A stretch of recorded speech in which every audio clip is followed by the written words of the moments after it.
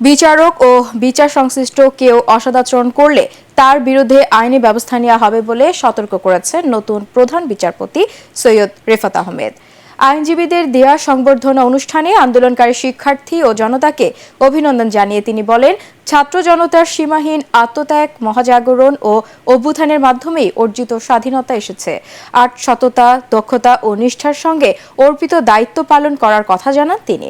ছাত্র জনতার আন্দোলনে রংপুরের আবু সাইদ সহ প্রতিটি নিহত ছাত্রদের প্রতি শ্রদ্ধা জানান প্রধান বিচারপতি।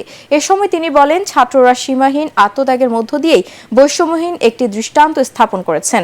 বিচার বিভাগের শৃঙ্খলা, সুবিচার পাওয়া সবকিছু নিশ্চিত করার আশ্বাস দেন বিচারপতি সৈয়দ রেফাত আহমেদ। বিগত কয়েক বছরে বিচার বিভাগের সবকিছু থেকে মানুষকে বঞ্চিত করা হয়েছে উল্লেখ করে নতুন প্রধান বিচারপতি বলেন, সমস্ত ভালো কাজে আগামীতে বিচার বিভাগকে সাথে পাবেন।